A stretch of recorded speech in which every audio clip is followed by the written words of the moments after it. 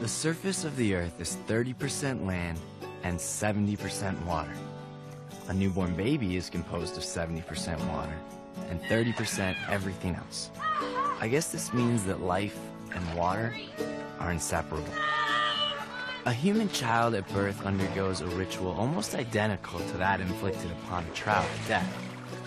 The fish is whacked on the head, thus putting it out of its misery. The infant is whacked on the behind, thus initiating it into its misery.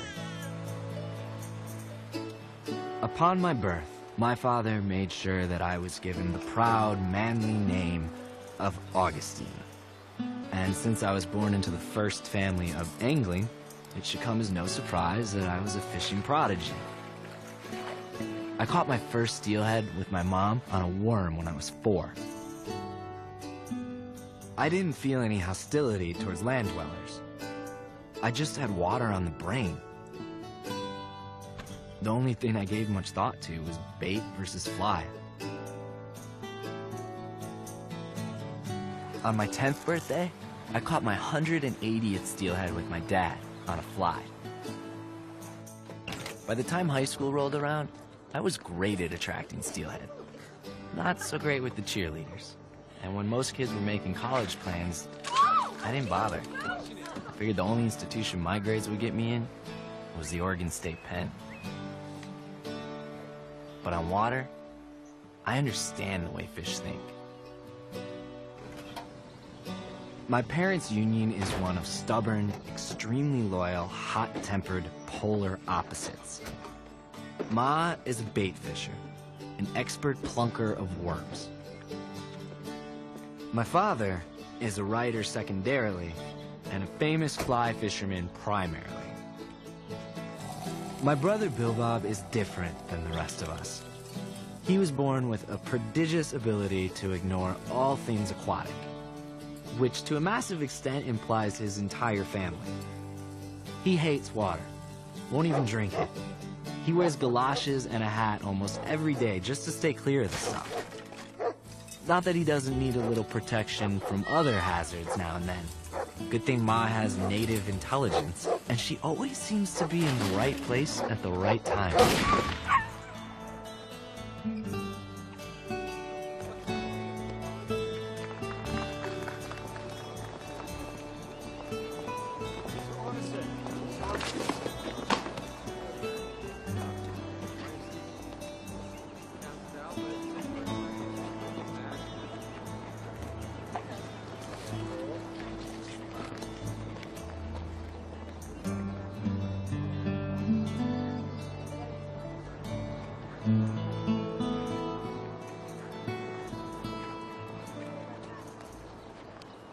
My father's battle with a giant steelhead he named Nijinsky was the stuff of legends. And the story of that fish brought him fame, fortune, and a healthy ego. Raised by English aristocrats, he inherited their speech and manners. When he autographs a book, he writes his entire name, Henning Hale Orviston. His children to approach every I call him H2O. He's the one person in the world who calls me by the name on my birth certificate. Augustine, best get another box from the car. Just brought in 3 boxes. Tell you what, Augustine. Until you find someone else to employ, you might want to do what I request. Yes, sir. You have children? Yeah.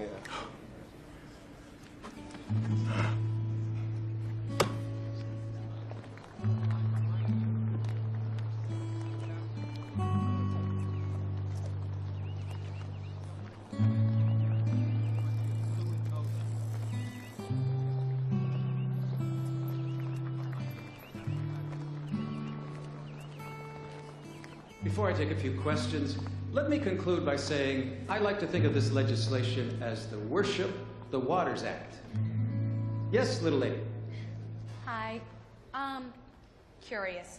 How can building all those new dams be an act of worship? I mean, even if the wild salmon are lucky enough to survive the turbines on their pilgrimage up the river, their smolt will be swallowed, of course, by the predators on their way back to the ocean.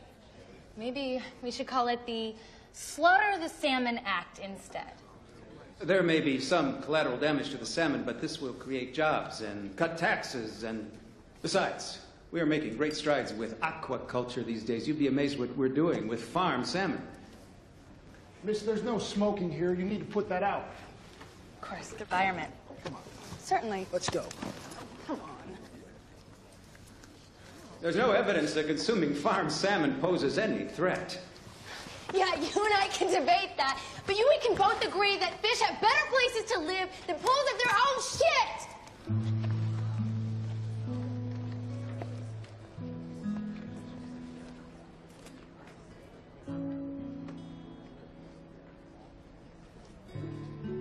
Where are my books, Augustine? My name is Gus. Come. And none may comfort days. Sorry.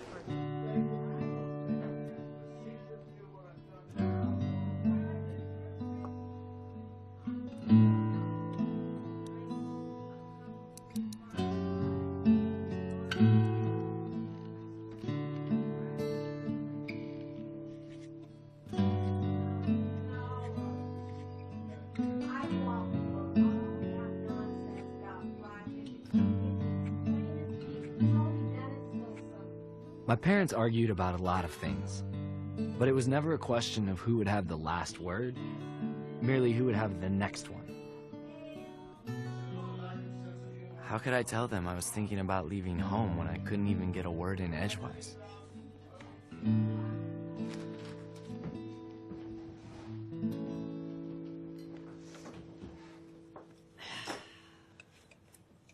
So, Han, you ever been to Royal Lake? If I have, the brain cells recollecting it have been destroyed by this merciful beverage. So go ahead, Gusser. Tell them about that record bass you and Bill Bob pulled out of there that time. Augustine, you call yourself a fisherman? I call myself Gus. Well, Gus, why were you fishing for bass? Dutch Hines says Dutch Hines is an idiot. What does he know? Bass. Bass. It's been said that a man with a Bible is more dangerous than a man with a gun. Isaac Walton's The Complete Angler was my father's Bible. The king of fish, the trout. And since the time I was a toddler, I heard it quoted and misquoted daily. Via the fly rod, the most aesthetically perfect experience available to mortal. Don't break my book. What about your stupid book here? Come, let's kill them all. Then let's go find an honest ale house where we may drink a cup of barley wine and rejoice together. Completely mistaken him. I You have taken swear his facetious humor and turned it into a moral Tribe, condemnation. first grade teacher for years Shows a lack of sense of humor on your part. The And trout walk is all that fish. big up flatfish. Highly valued, both in this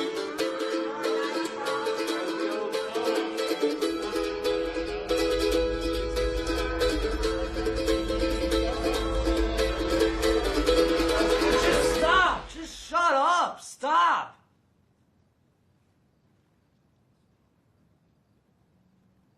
What would you think of me if I didn't fly fish?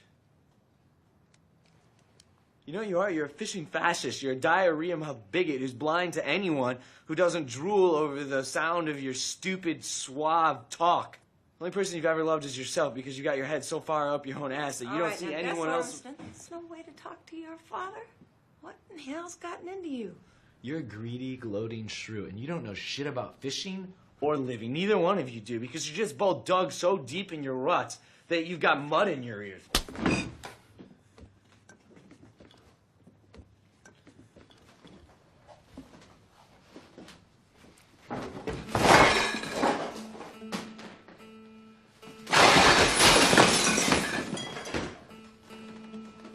I gotta get out of here.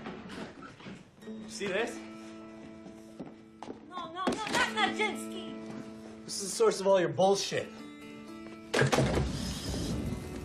Nijinsky was an honored part of our family since before I was even born. And even though his body was stuck over the living room mantel, his spirit haunted every corner of my life. What can you say after you've spontaneously cremated your parents' prized fish in the fireplace? The only thing that came to my mind was goodbye. For me, happiness would never be found anywhere but on the banks of a river anyway. So I took the few possessions I owned and turned to the river, and to a new life devoid of every obstacle between me and my beloved art of angling.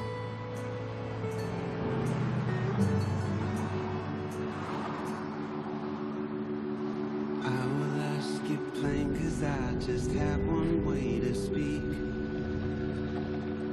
Help to make me strong, because this world's made me weak. I remember when I started out, there wasn't anything. Any man or any country, any code or any king that ever kept me from my calling.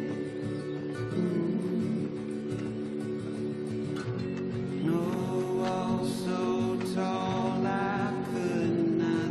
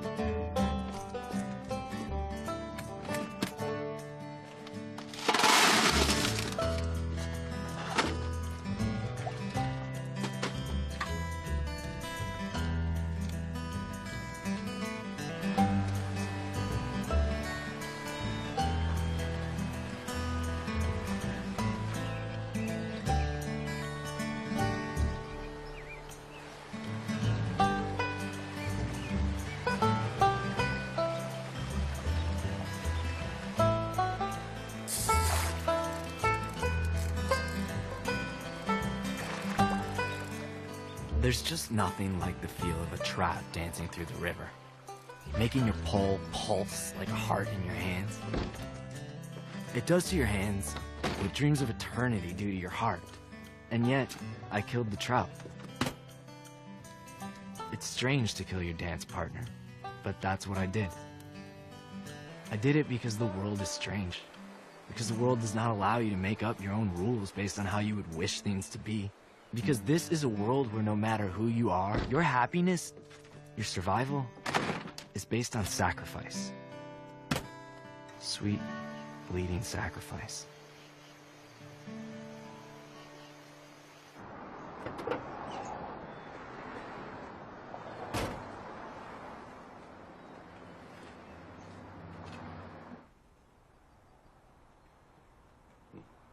Nice work, son. Very nice. How many you got? About 100. I'll take them all. Great. Hey! Stop! Hey! Howdy there. Howdy. Hi, my name's Kearney. And, this is Bernie and Marlene and Charlene and Darlene. And this one right here is Ernie. Except we call him Hemingway for short, you know. I'm Gus. Oh, yeah? Yeah, we know. You live right up there upstream, there by the reef forest. Hey, maybe do you guys want some fish, smoked fish? I got some. No, don't grab. Well, while you guys pick at that, I'm gonna move on down the road. Oh, wait, no. We got some stuff for you. Just wait right here.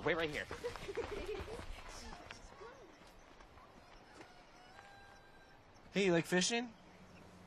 If you ever want a lesson or anything, you know, you can just come by my cabin.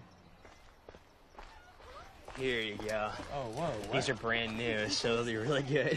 Wow, thank you. Okay, wow. Oh. Hello. There you go. Wow. This is really, I No, it's good. It's great. Good. You're fine. Hi, I'm Gus. I know. Thank you. Thank you. Nice meeting you.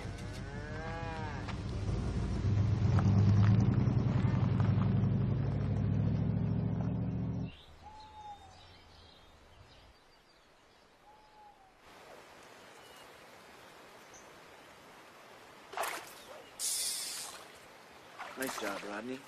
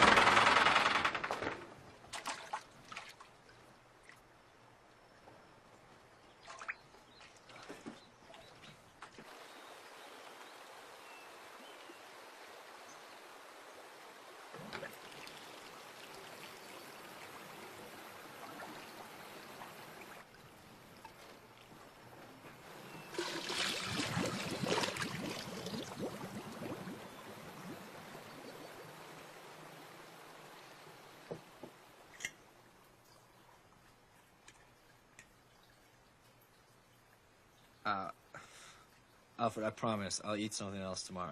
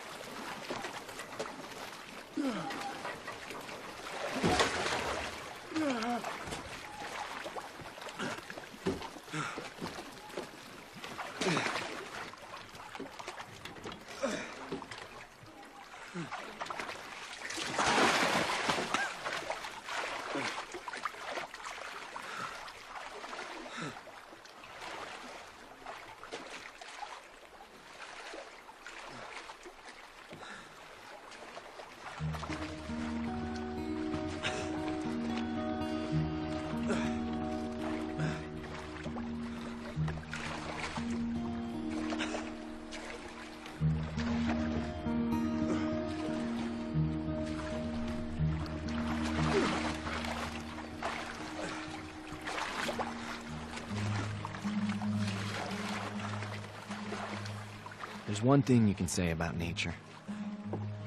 If you make one lousy rule to describe it, it'll contradict you even if it has to bust its ass to do so. And so what? If anybody ever discovered the real laws of nature, nature would rear back and strike him dead before he could pass on the news. Jesus Christ. I think his name is Abe. Maybe Abe knew. Maybe he had just figured the whole world out and was about to tell me as I floated past. But God caught wind of it, stuck out his invisible foot, tripped, and drowned him. If the fool only knew how to swim.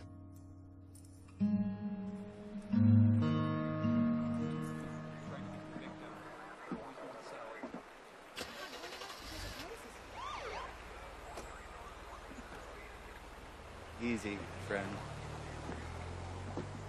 Let's see if we can thaw you out.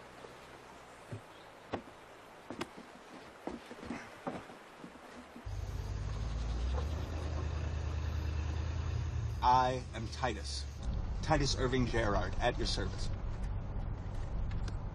Nice to meet you. I... Simply Gus.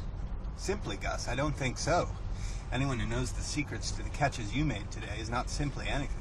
There's no secrets to those catches. The trout I caught on a wet fly, the corpse I caught on a soggy dry. Yes, well, you've done old Abe's family some service by collecting his remains.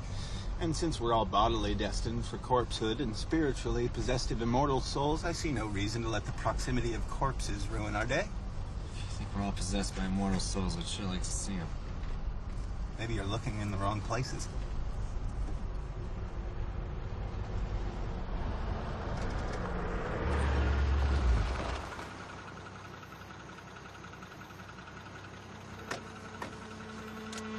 For clear vision.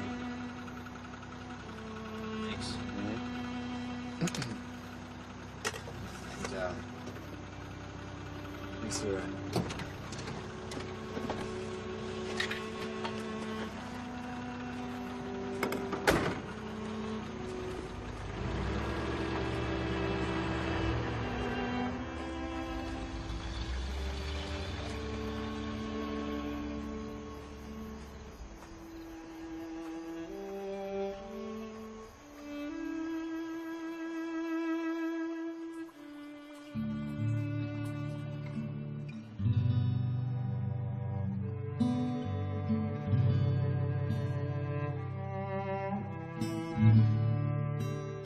A fisherman is dead. Everyone I know will one day be dead. What can I do about it? Death is the most natural thing there is, and we all have a knack for it. The only question is when we'll master it. Doesn't matter what we do or what we don't do. This is no passing thought. It's a gnawing emptiness more real than the cold.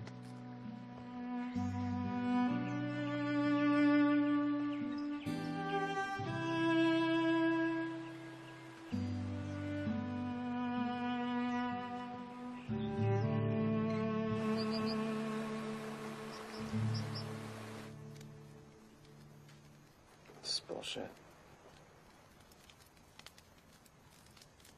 Mom tossed a baby rabbit skeleton I had hanging in my closet.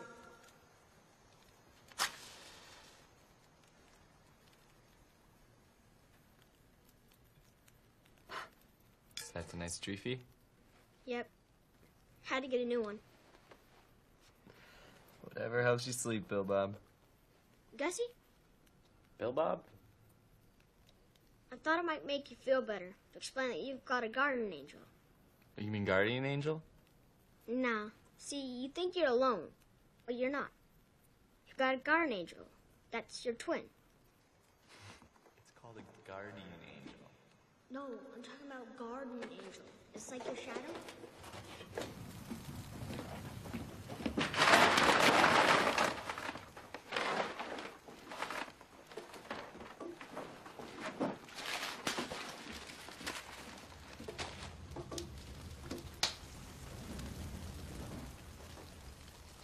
Trophy.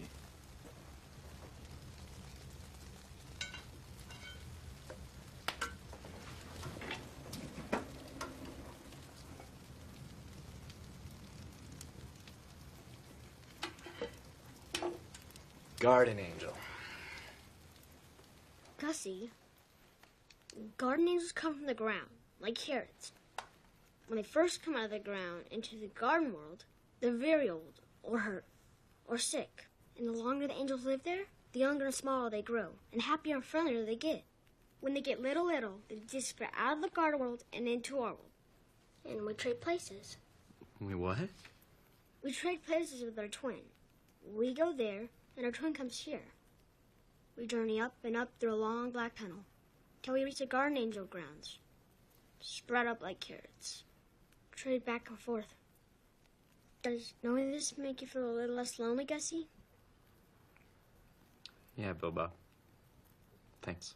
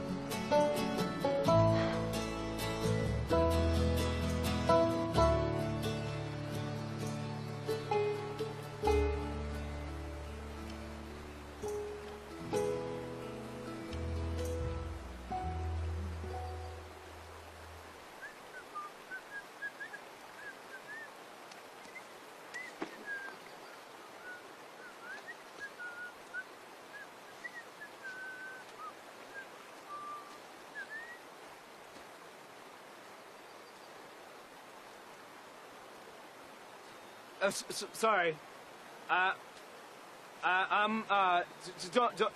Don't get scared. I'm just a harmless mister. I just came here to go swimming.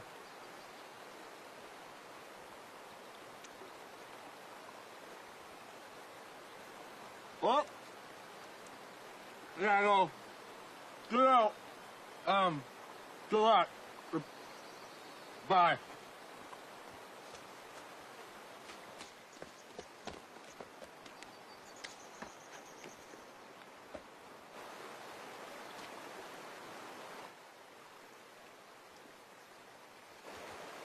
Hey, you right up there? Yeah? Well, are you hurt? No. Can you get down? No. Why not? 'Cause? Alright, mummy mouth. That's all you got for me. Good luck. No, don't go. Why not? No life, good scholar. No life so happy and so pleasant as the life of a well-governed angler. So we may say that God never did make a more calm, quiet, innocent recreation than angling. I don't suppose he did. And now I think it's time for you to repair to your angle rod, which should not be left in the water to fish for itself. Oh, yeah? Is that what we've been doing, huh?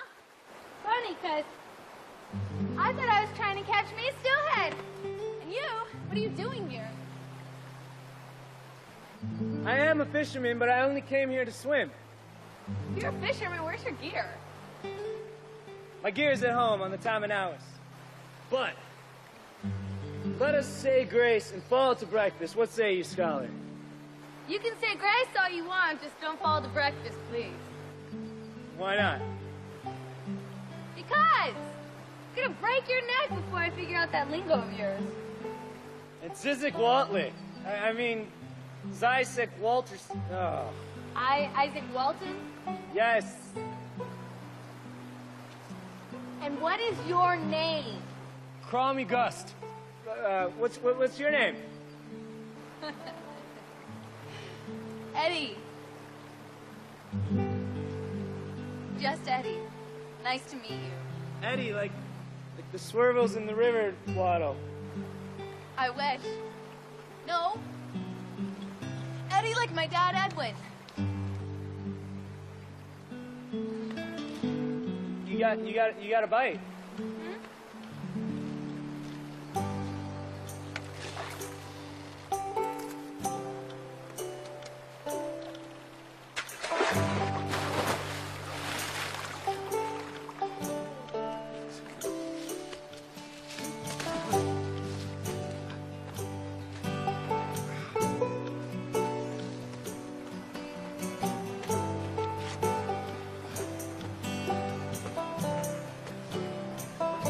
go!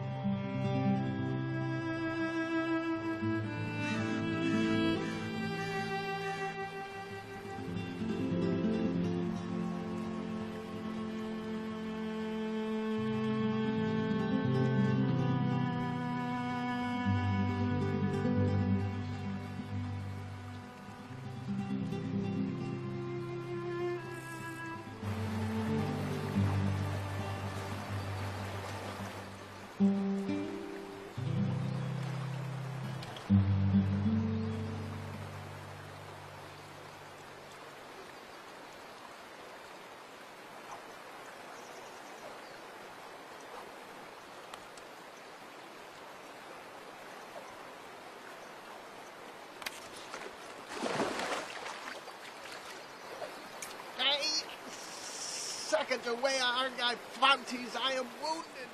Titus?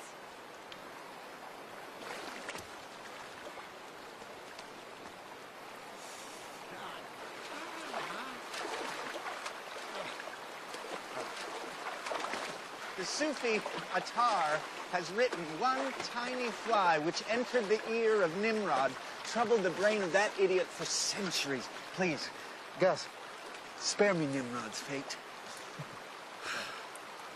It's hopeless. I'll never catch one of those beautiful trout. Whoops. You just used one of the 2 words that should be deleted from every true fisherman's vocabulary. Hopeless? No, always and never. How's it feel? Eerie, thanks. Don't mention it. Consider it de-mentioned. What's that? It's a long, dull story.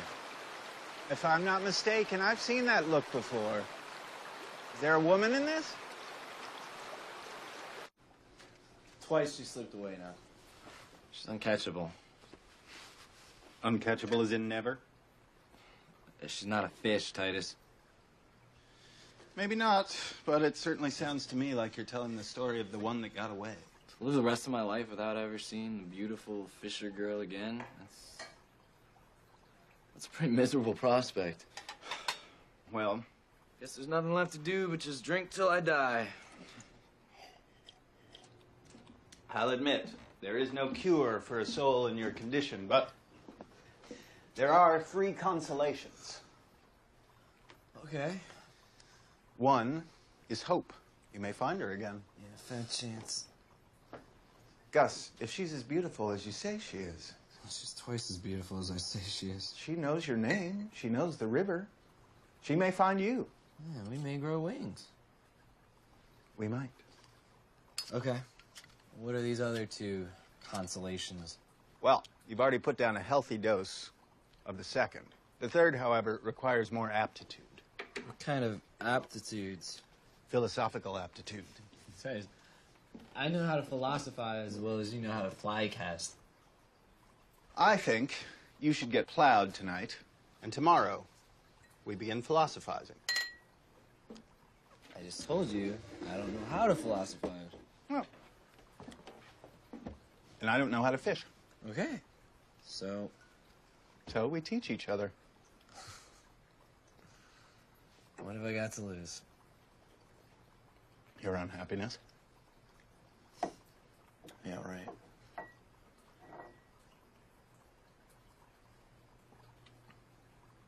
What is that? Is that a imitation of a grasshopper?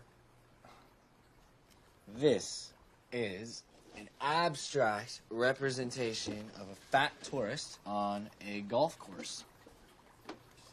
It's called Bermuda shorts. I like it. What say we migrate to a watering hole a little closer to civilization? To Portland? Sure. The way that goes ahead often looks as if it went back. I just want to go ahead and find Eddie. Come on.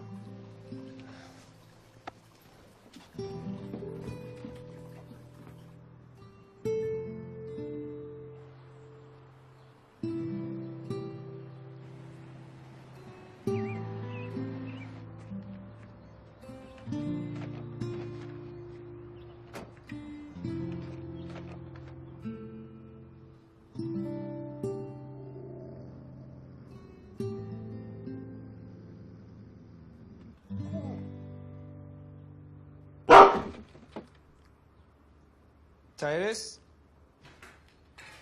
Titus! Yes? Ah. Is your dog? Yes. Well, he's kind of staring at me. So? Does he bite? Can I move, or why won't he just go away? He doesn't bite without cause, but you should move. You're in Descartes' chair. Just easy there, buddy. I'm just gonna move over to the couch. And Descartes' silly chair will be all fine.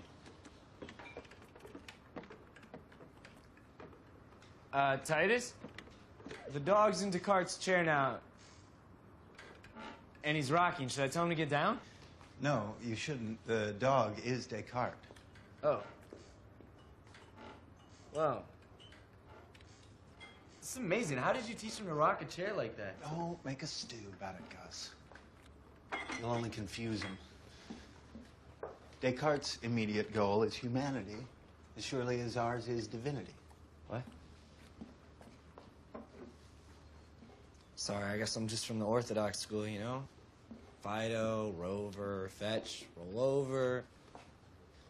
Well, Gus, are you ready to fish? Fish for what? For happiness. And where do you fish for that? You believe that stuff? I'm not saying, Gus. I believe in the rivers of living water. I believe our souls swim in that water. I believe that Jesus, Buddha, Krishna, Muhammad are the saver in that water. Wish I believed that. And why don't you? Bait or fly? Fried or scrambled? Jesus or Muhammad? I mean, does it really make any difference? Does it really matter? Where are all these sages and Buddhas holding up now when we really need them? Well, would you know one if you met one? Come on, Titus. Even Isaac Walton talks about the goodness of the God of nature. I've never seen him, and I've fished in 10 states. Whoever, whatever, wherever he is or isn't, if he really wants me to notice him, maybe he should stop being so scarce. All right. Why can't a duffer like me catch a fish? Isn't the answer obvious? Isn't it because, at my present level of skill, the fish would have to be so damn dumb and utterly unelusive as to be not worth catching? And how much more elusive should a thing as wondrous as a soul be? Fishermen should be the easiest of men to convince to search for their souls, because fishing is nothing but the pursuit of the elusive. How can you be so patient in searching for fish and so hasty to write off your soul because you can't see it?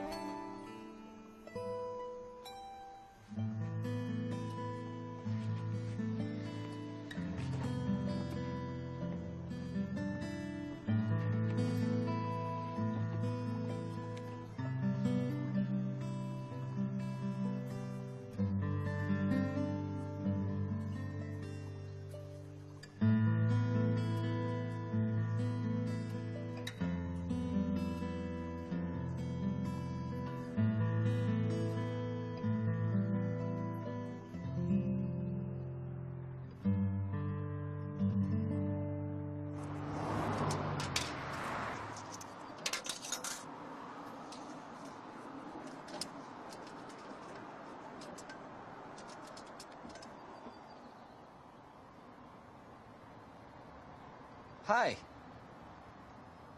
Yeah, I was looking for a girl named Eddie who works for you. She worked at your casting pool at that angling fair a couple months ago. She got a new job? Okay, well, could you maybe tell me, where she's working now? No, there's privacy issues, right? Well, is there a supervisor that I could talk to or something?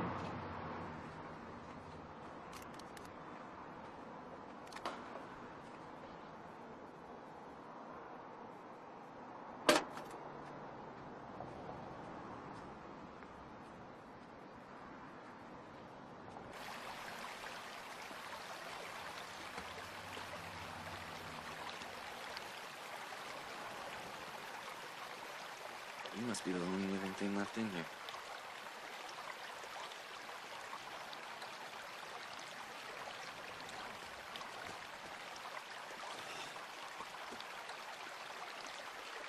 Think about an ant. Sound good?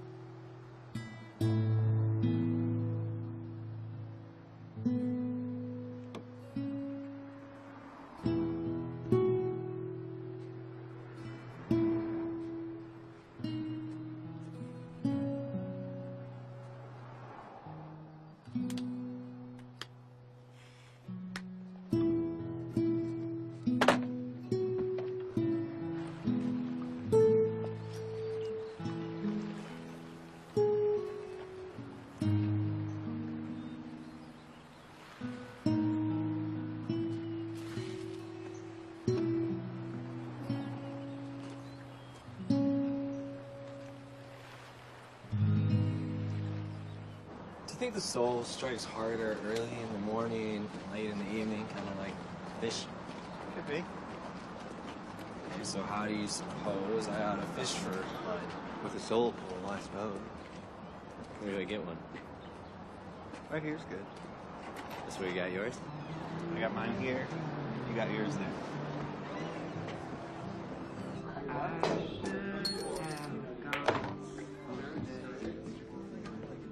Still can't figure out where the soul pole is. Shall I show you?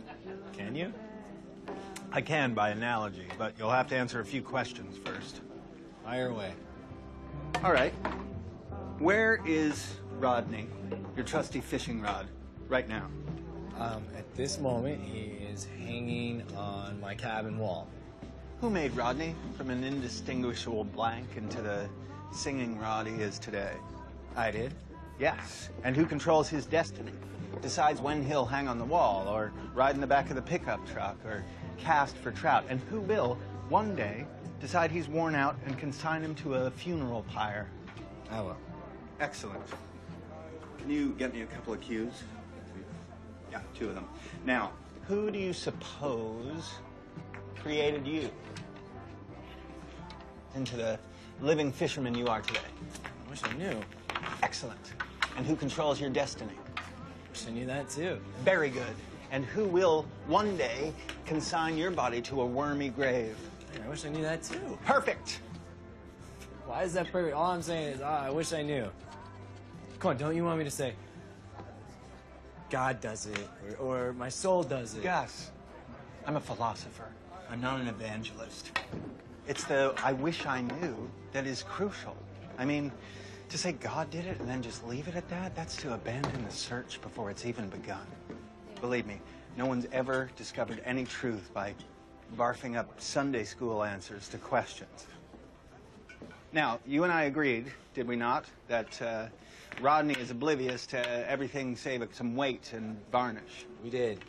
Therefore, does it follow that he is just as oblivious to Gus, even though Gus is his maker, even though Gus controls his destiny, even though Gus is, let's go ahead and call it, Gus is his essence?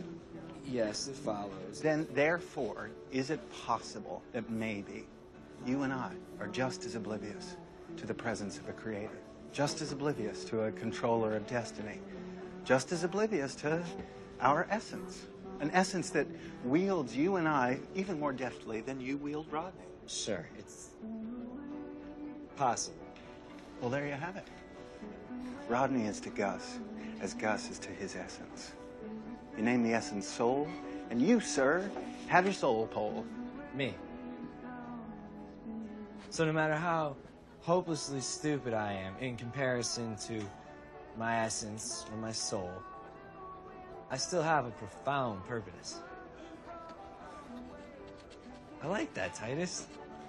I like that. Thank you. I swiped it from Plotinus. Wait till I wake up. Wish something come interrupt the dream for much too long. I've lingered in.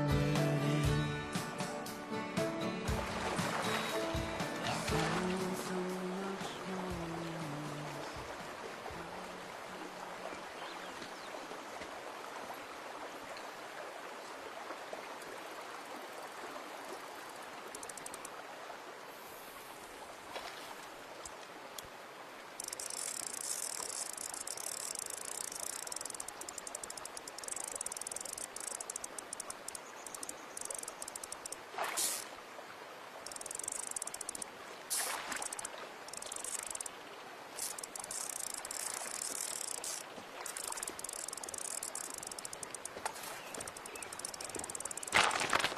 Hold on. Hang on to it. Easy. Easy. Don't force it. Don't force it. Easy. Easy.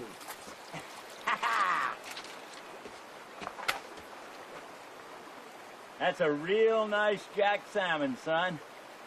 It's not a jack. It's a sea run cutthroat.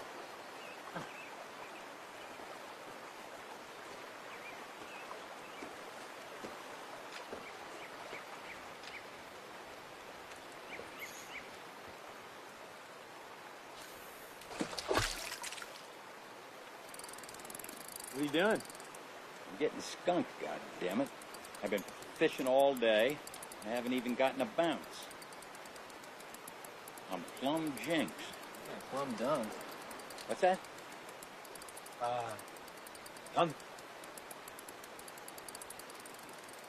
I got here early in the morning, narrow your strike. You come here in 10 seconds, zabba-dabba-doo.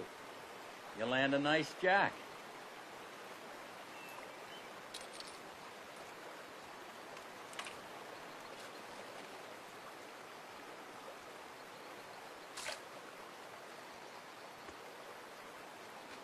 So, you know any good tales about this grand sport of ours?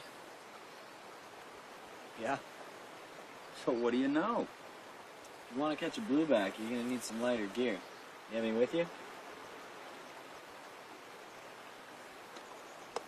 I guess we can both use my rod. Ah, now you're talking. Oh, God damn it! I am sorry. I am okay. sorry. It's Really. fine. Oh, that's fine. Just, how about you just stay up here. Hold on to that. I'm gonna make us something up. Okay.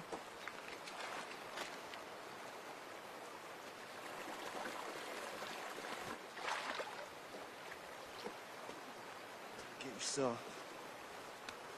yourself a little night crawler there. Some clay. Right there. Just roll it up like that and smooth it out. What's that invention called? A Hostess Twinkie. A Hostess Twinkie. Get ready.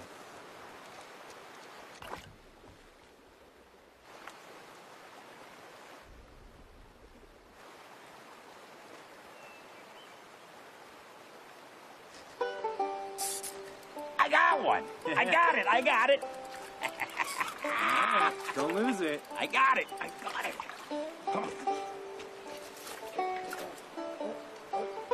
You got him. Look at that. Nice. Ooh. What do you say, 18 inches? Oh, you tell people that's 24. Love it. Hey, I gotta rush back to town and write this up for tomorrow's paper. Tomorrow's what? Post-telegram, Dutch Hines. The fishing Dutchman? You're Dutch Hines. Ah, what's your name? I'm just Gus. But that's really just a nickname, so I wouldn't use that. You know, I'd like to interview you, Gus. Haven't had a better day's fishing since I lost 9 steelhead one morning on the Kilchis. 2 winters ago, I was fishing with Fuzz Gramsey. Yeah, I remember that trip. You wrote about it 12 times. Yeah. So, you want to do an interview?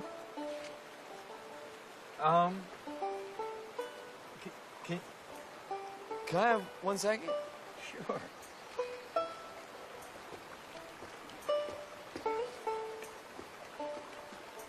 Dutch Hines wants to interview me. That idiot's got 750,000 readers. You write about me for weeks and nothing distracts him.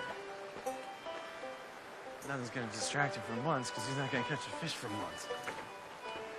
He made Fuzz Gramsey rich by endorsement. He endorses me. I'll have 1,000 followers by the end of the month.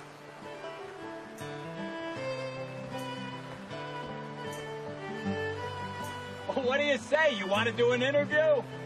Listen to this, Caroline. By a stroke of dumb luck, this old dog learned a bag full of tricks from a young buck he bumped into who just might be the finest fisherman this great Northwest of ours has seen in many a decade.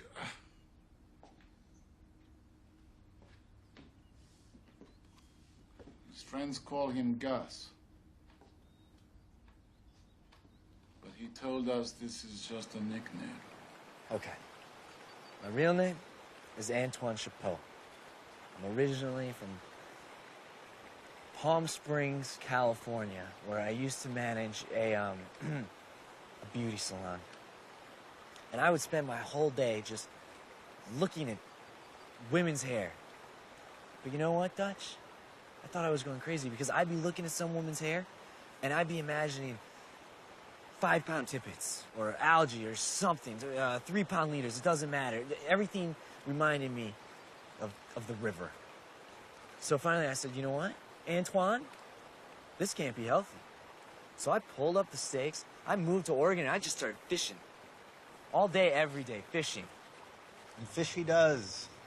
With a passion and skill he claims he acquired using a fly rod out in the deserts around Palm Springs. This dry fishing, as he calls it, is what taught him both the incredible patience and the shamanistic approach to the sport that characterizes him today. Listen, I got to get back to the paper. What do you say we meet again next week and you tell me some more? Okay, but only if you put a message in the paper for me. Will the girl who ran away from the guy who recited Isaac Walton in the tree please contact Gus on the other river he named? He has your pole and your fish and wants to return them. He's totally harmless but urges you to bring a loaded gun if scared. As long as you come. Thank you.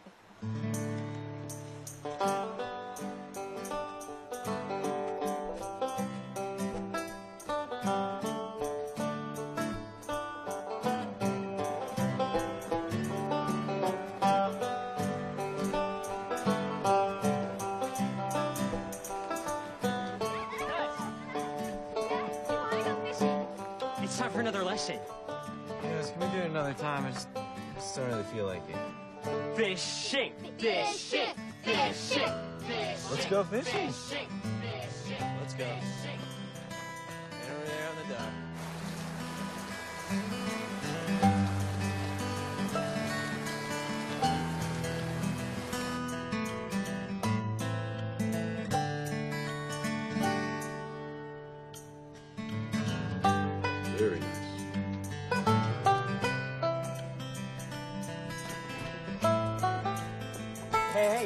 It's snacks.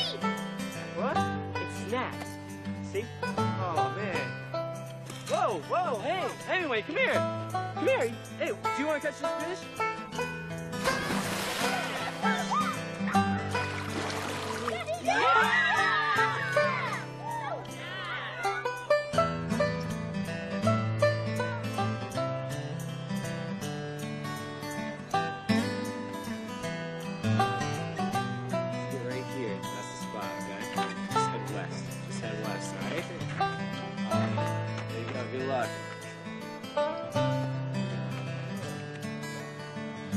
Out here every day with those are good.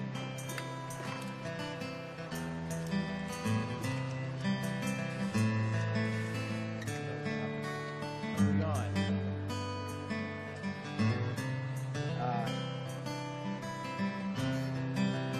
Yeah.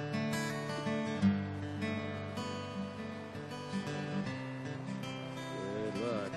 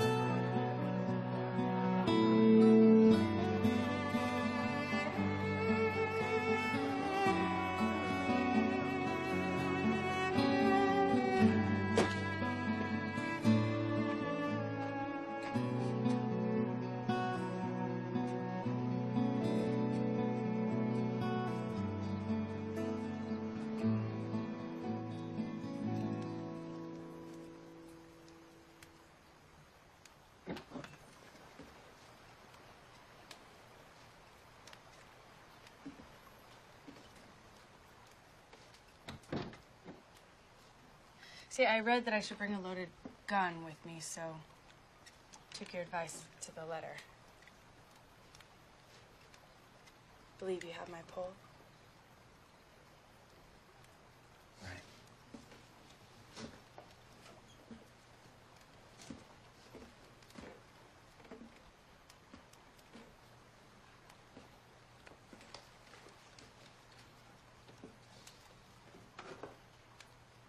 And a fish.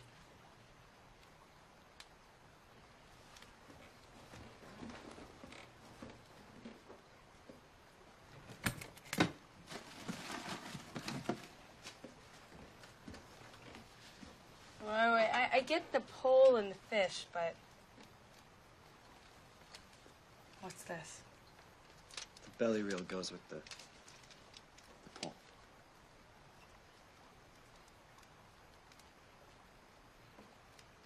And how'd you know I'd come for them? I didn't. Everything in the world made me think you wouldn't.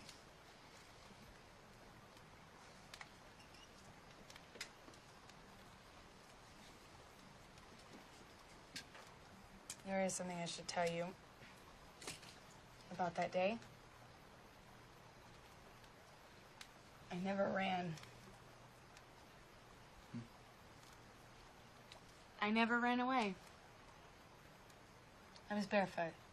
So I hid in the woods and I saw you climb above that pole where I hooked the steelhead. And then I stepped on an orange. And this. See, when you came crashing along, you came from upstream. And the orange And the orange, and this telescope. This telescope. We're downstream. Now, I mean, come on, it doesn't take Sherlock frickin' Holmes to do. Okay. Just give me, just listen to me for a second. Spying on me while I was. Okay. Oh, wait. Hold. No. Wait. Hold on. Just give me a second. Okay. Okay. I admit that is my telescope, and I'm sorry that I was spying on you, but really, I was just wandering around looking for a place to swim, and then there was you. This beautiful girl, and you were fishing, and the here goes nothing way you chucked that hazel pole into the water, and the way you dove in and swam after it, I just knew that you had some way of looking at things, some way of looking at life and the world, which is exactly the way of looking at things that I've been trying to look at things. In my whole life, I've only met 2 people who have ever looked at things anyway close to that way, and that was my little brother and a philosopher who talks to his dog. And with both of them, it was love at first sight, too.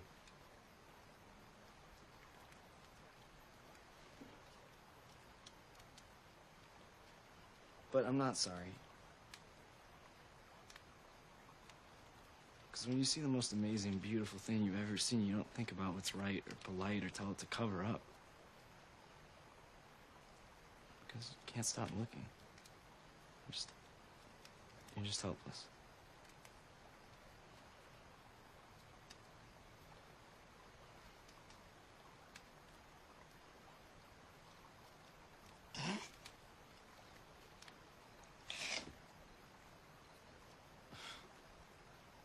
What's so funny? I'm sorry. You in a tree, spouting off stuff like, oh, good scholar, and that God never made a more pure, innocent recreation than angling.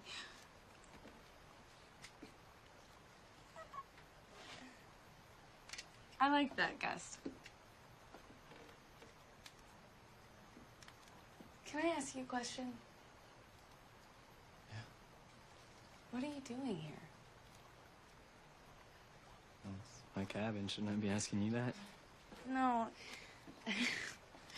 not here. Here. I'm here. Here. Alone.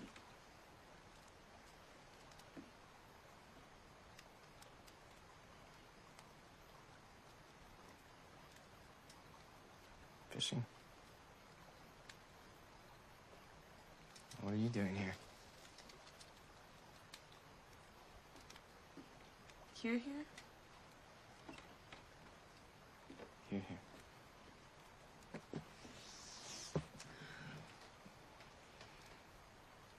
Fishing. You know I saw you in Portland. You did? Where? I saw you rescue that trout from that filthy creek. I guess you could say it made me curious. So I drove up here to see what I could see.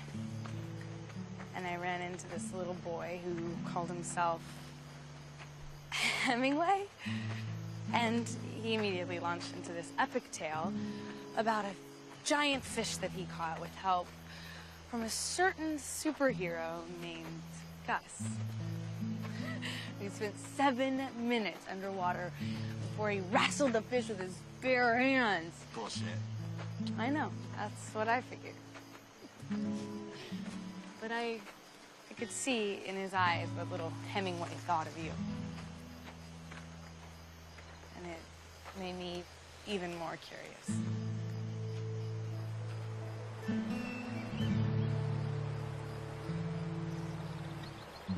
You know, I must have read that Fishing Dutchman's article like 8,000 times. I knew it was you. And this time I came to see you.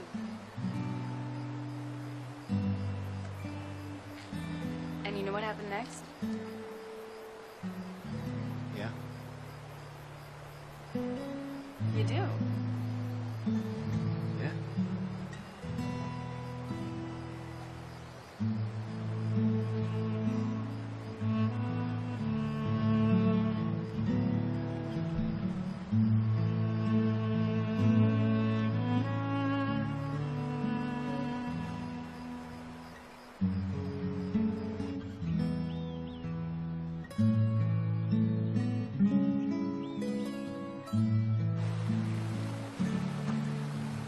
threw his prized fish in the fire. It wasn't just any fish. He was Nijinsky.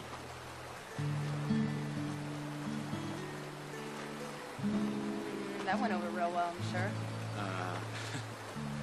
Not really. I haven't even spoken to either of them since.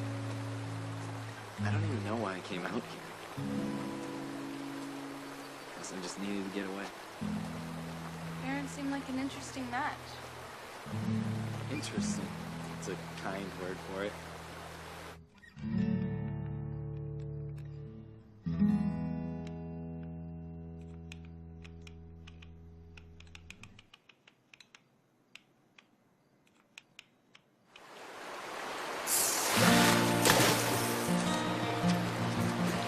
Bravo, Nijinsky. There are two stories of how Nijinsky found his way onto my parents' mansion. The one that landed my father's book deal, and the one that's the truth. Both versions begin the same way, with an epic struggle between a determined young fly fisherman and a giant steelhead. Little did either of them realize that their true nemesis was lurking somewhere downriver.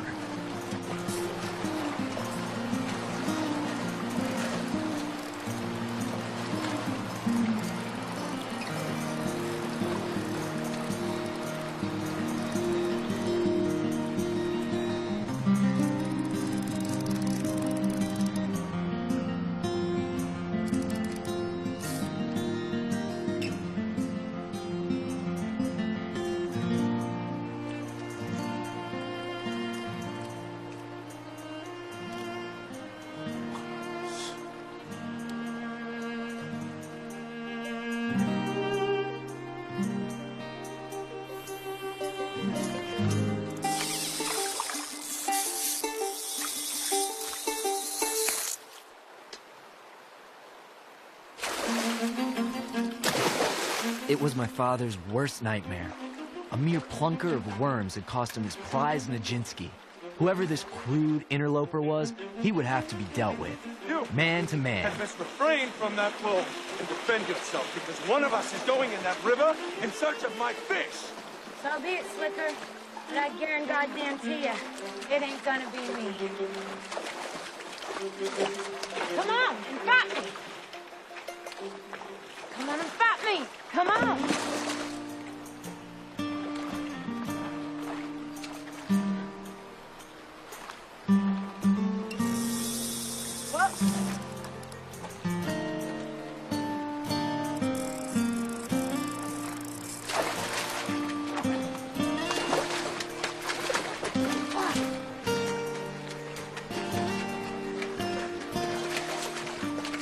As my father watched the woman reel in Nijinsky for herself, he had no idea that she would become his lifetime adversary. She would also become my mom.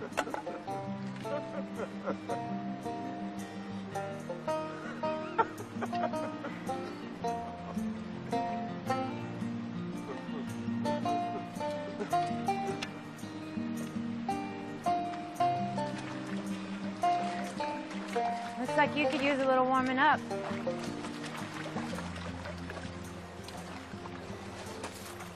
My parents came to an understanding. The story would be told as maybe it should have been. After all, my father reasoned, she did cause his 6-pound tippet to snap, and he had spent all that time tiring the fish out, making it easy for Ma to just reel him in.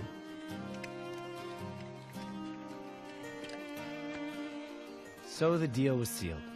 H2O would have his story.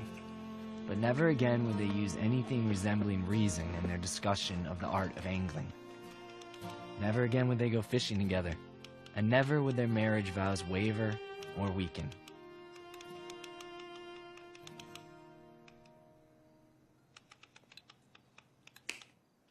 Dad.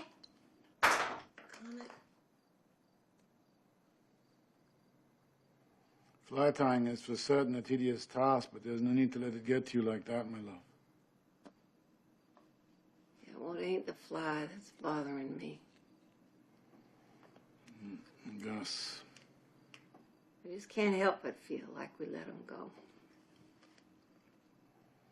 You Cannot keep a person in a place he doesn't want to be.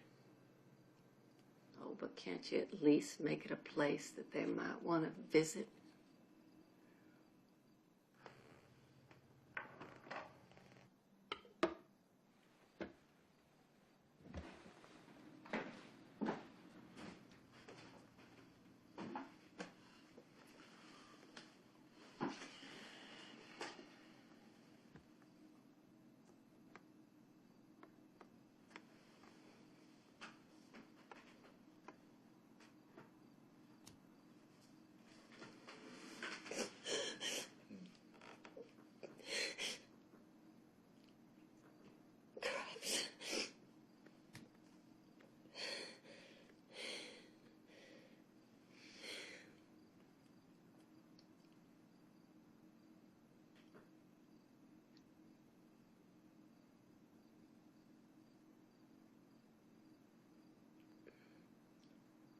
The other one.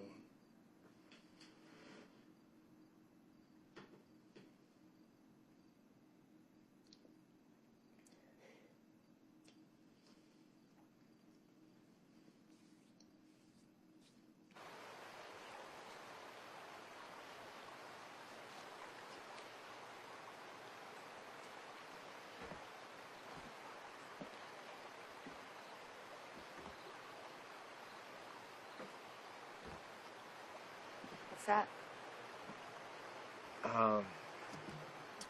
It's Reefy. What'd you say? When you were a kid, didn't you have, some stuffed animal or a ratty blanket or something that you just absolutely could not go to sleep without? I had the grossest pillow that I had to take everywhere. Okay. Well, Bill Bob has Dreefies. Okay. Dreefy is it's a carefully selected relic of that day's adventure. So there's a different one every night. And just as important as the Dreefy itself is the placement of the Dreefy. And if that's altered in any way before Bill Bob falls asleep, then it has the same effect of not having one at all. And he doesn't fuss, he doesn't protest, he just doesn't go to sleep. All night long. Mm-hmm. Wow.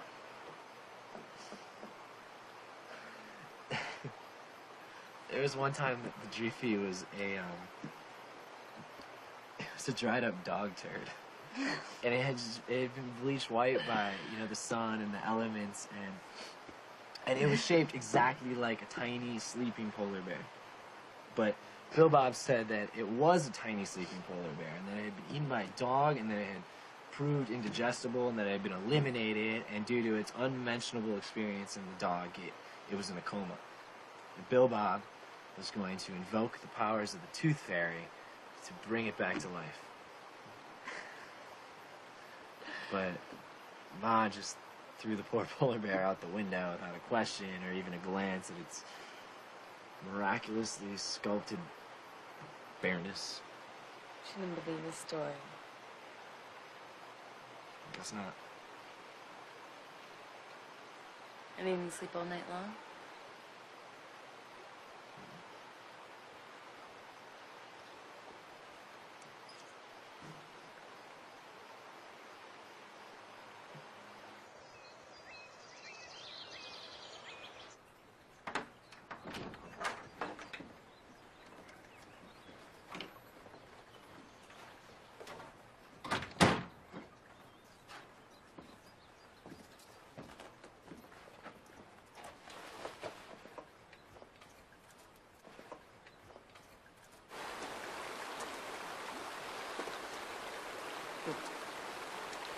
Here we go. Where are we going? Well, I'm going to Portland tonight. And you're staying here. Come on. Come on, what? What's the lightest leader you got? 3 pound? All right. Send me the rod. Tie it off and bait it. Come on. Will it mess up your plan if I ask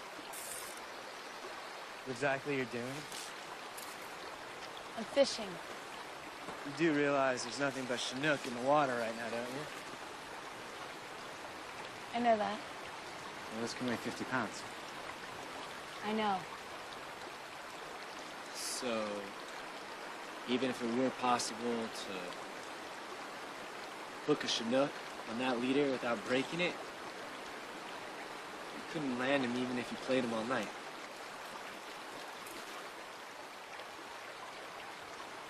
I know that. But you have to leave before dark. I do. But you don't, Gus. You gotta follow through with the plan.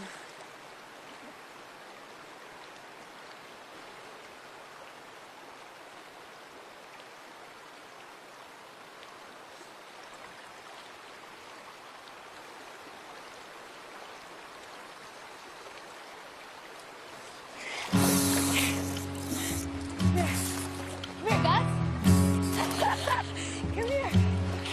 Take your...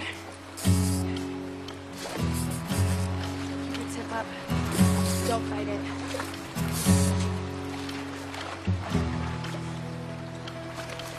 Play the Chinook. What?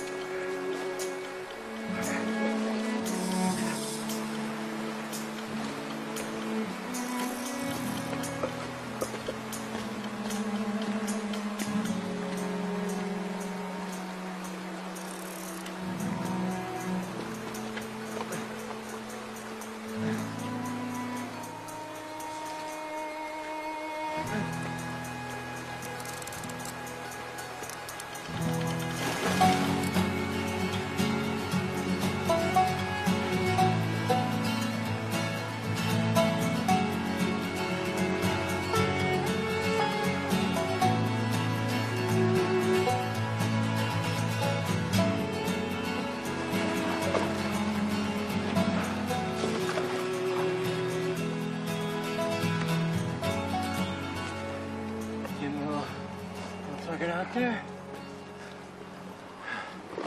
Me too.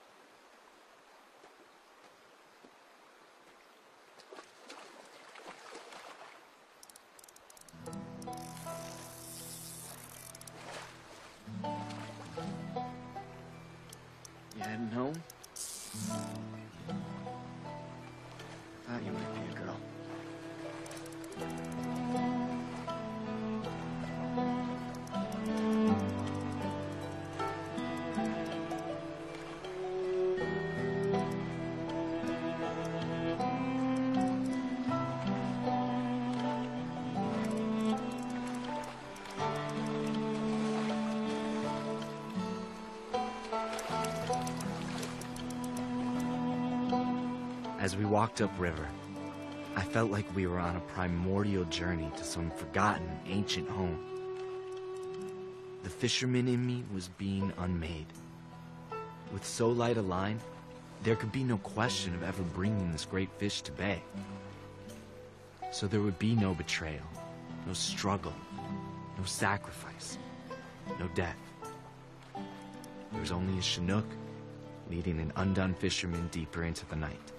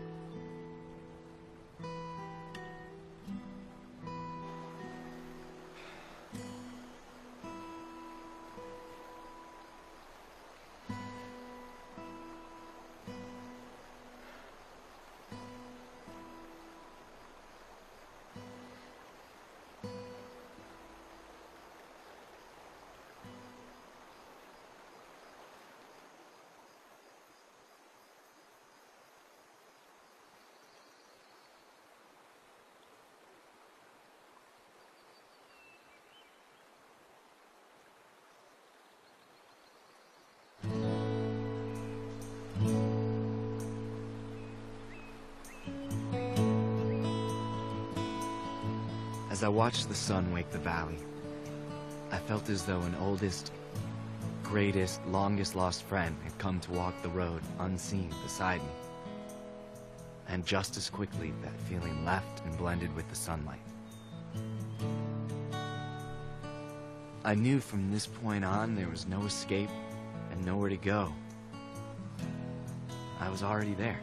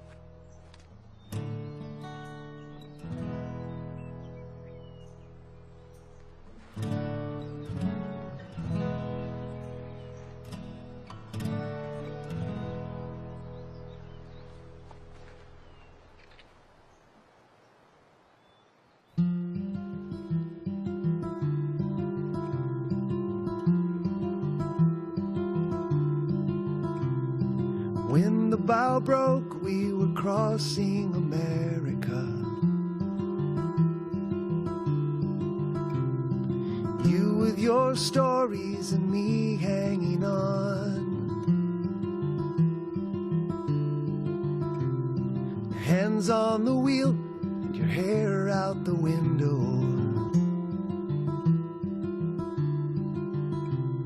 It's counterfeit color that danced in the September air. When the bow broke, were flirting with Canada. You said, prove that you love me and live with me there. Today's Dreefy. And leave all the frivolous back in America. You found true love in a picture that you saw somewhere. He took her hand, they did cartwheels right into the air. And then they fell.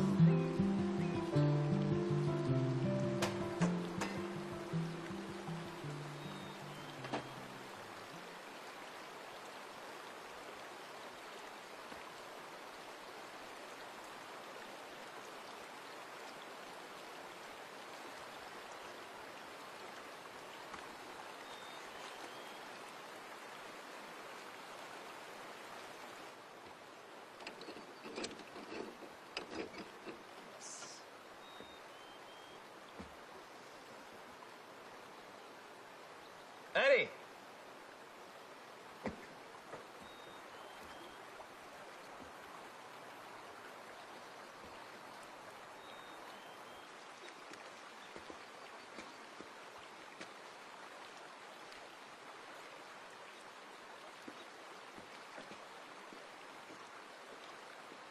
Huh?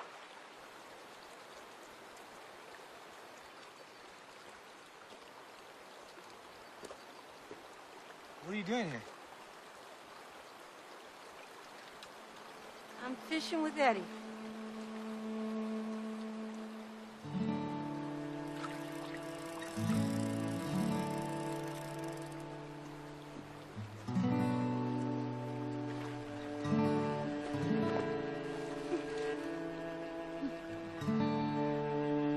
Cripes O'Reilly. It's Glum Gus.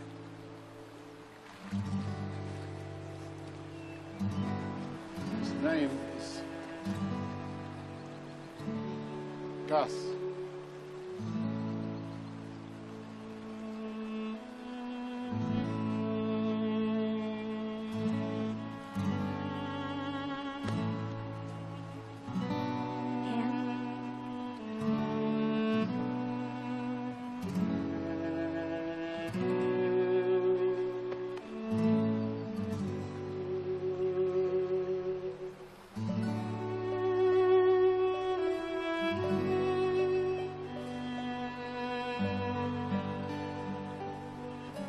People often don't know what they're talking about. But when they talk about love, they really don't know what they're talking about. The one sure thing you can say about love is that there isn't much you can say about it. Not that you shouldn't try. You can make analogies. Love is like a lot of things. One thing it's like is a trout stream. Try to capture a trout stream with a dam, and you get a lake. Try to catch it in a bucket, and you get a bucket of water. Put some under a microscope, and you get a close-up look at some writhing microcooties. But a trout stream is only a trout stream when it's flowing between its own two banks, at its own pace, in its own sweet way.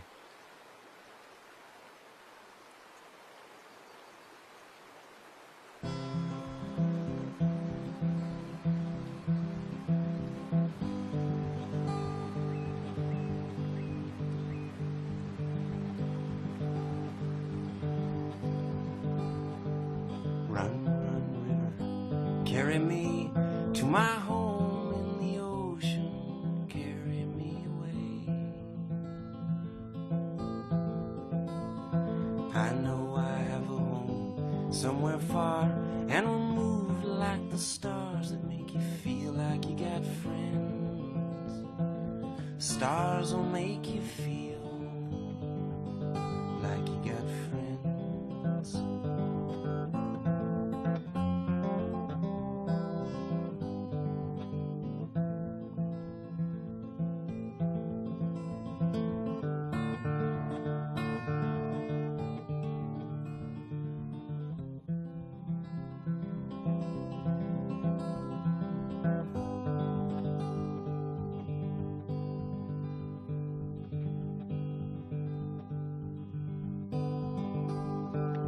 follow the empty valley, past the hills, to the marshes of the estuary, calm and peaceful river.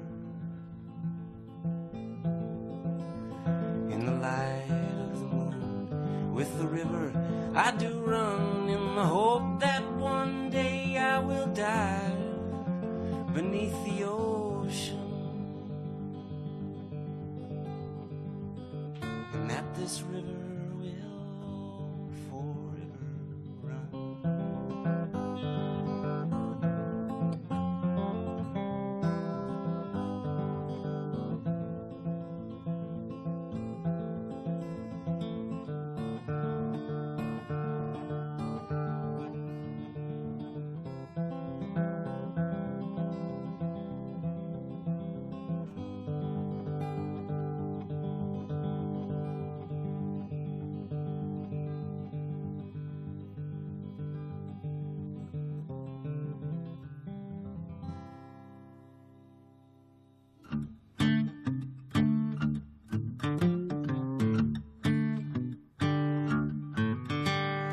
Bet you're going fishing all of the time, baby, going fishing too. I bet your life or your sweet wife are gonna catch more fish than you. Oh, many fish bite if you got good bait. Here's a little tip I would like to relate. Oh, many fish bite if you got good bait. Oh, I'm a-going fishing, yes, I'm going fishing, and my baby going fishing too.